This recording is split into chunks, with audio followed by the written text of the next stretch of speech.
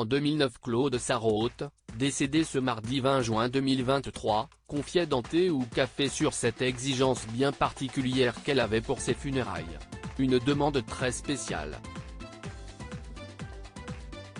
Après l'annonce du décès de Claude Sarraute, ce mardi 20 juin 2023, les personnalités se sont succédé pour évoquer à la mémoire de la célèbre journaliste et romancière de 95 ans.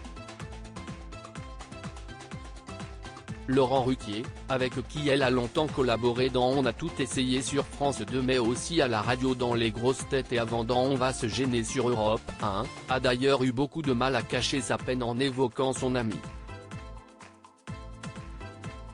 L'Institut national de l'audiovisuel, qui archive les productions audiovisuelles, a également souhaité rendre hommage à celle qui se montrait toujours très franche lors de ses apparitions télévisées.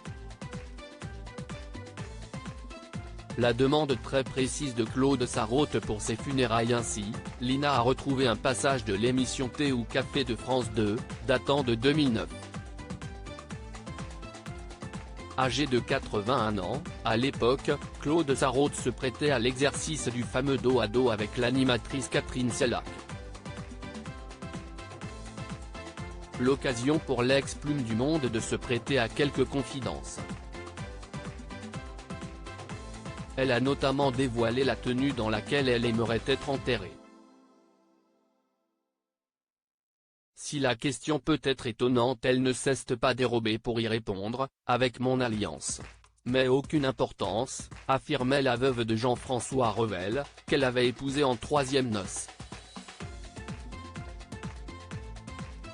La présentatrice s'est donc demandé si son invité préférerait être inhumé totalement nu.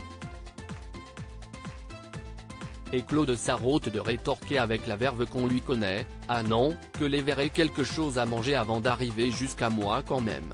De quoi beaucoup amuser Catherine Sellac. Mort de Claude Sarraute, de nombreux hommages. Tous ceux qui avaient croisé le chemin de Claude Sarraute avaient forcément une tendre anecdote à raconter sur elle. Gérard Millet, invité de C'est à vous, pointait par exemple du doigt la grande liberté sexuelle de la journaliste, affirmant qu'il s'agissait chose rare pour une femme de sa génération. D'autres, comme Isabelle Mergo, se souviennent de ses frasques, comme la fois où elle a utilisé un appareil photo durant plusieurs jours, avant de s'en débarrasser sans avoir fait développer les clichés car c'était un appareil jetable.